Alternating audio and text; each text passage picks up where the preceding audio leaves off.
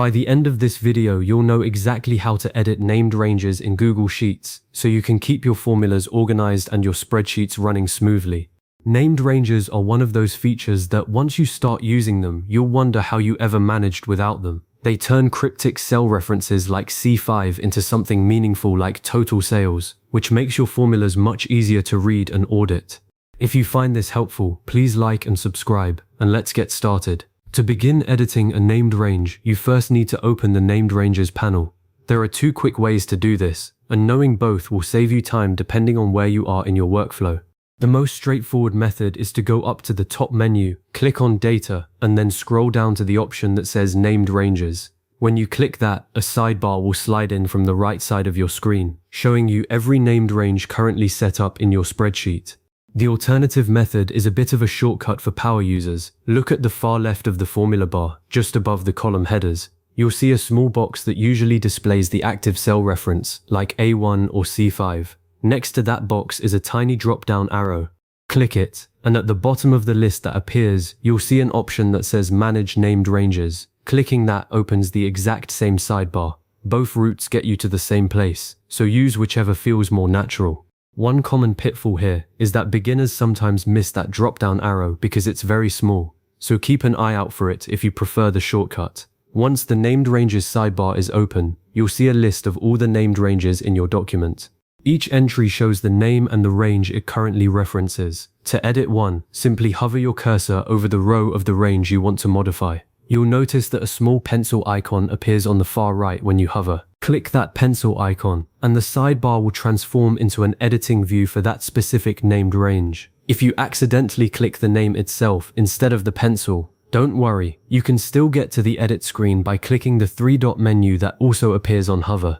This is a detail that trips up a lot of new users because the pencil icon only shows up when you hover directly over the row, not just anywhere in the sidebar. So make sure your mouse is pointed right at the line of the range you want to change. Now you're in the editing view, and here's where the real work happens. The top text box is where you can edit the name of the range. There are two important rules to keep in mind when naming a range. First, you cannot use spaces. If you want a multi-word name, use an underscore, or simply run the words together, like total sales or monthly underscore revenue. Second, the name cannot start with a number, so 2024 sales would be invalid, but sales 2024 is perfectly fine. If you break these rules, Google Sheets will show you a red error message and won't let you save until you fix it. Below the name box, you'll see the current cell range. To edit that, you have two options. You can click directly into the range text box and type the new range manually, like A1, A50, or, and this is often easier, you can click the little spreadsheet grid icon to the right of the range box. That icon will temporarily collapse the sidebar and let you click and drag across your sheet to visually select the new cells. Once you've selected the desired range, click the same icon again, and the sidebar will reappear with your new selection filled in automatically. A best practice tip here is to use absolute references by default. When you type a range directly, it's usually fine. But if you ever copy formulas using that named range, the absolute reference keeps everything stable. One thing to be mindful of, if you have multiple sheets in your file, you can reference cells from any sheet by including the sheet name, like Sheet 2, a 1, a 50. That's a pro-level trick that really opens up your spreadsheet's potential.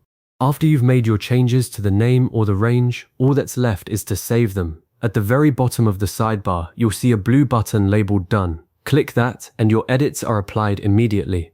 You don't need to worry about losing your work. Google Sheets auto-saves everything, but the Done button is what finalizes and closes the editing view for that specific named range. If you want to edit another range, simply repeat the process. And if you realize you made a mistake or want to start over, you can always click the X in the top corner of the sidebar to cancel without saving any changes. And that's it. You've now successfully edited a named range in Google Sheets. By using named ranges, you're making your formulas much clearer and easier to maintain, especially when you share your spreadsheet with others. As a next step, I'd recommend trying to use your newly edited named range in a formula. Just type an equal sign, start typing the name, and Google Sheets will suggest it automatically. That's a huge time saver. If you ever need to revisit these steps, feel free to save this video or come back anytime. Thanks so much for watching, and I'll see you in the next one.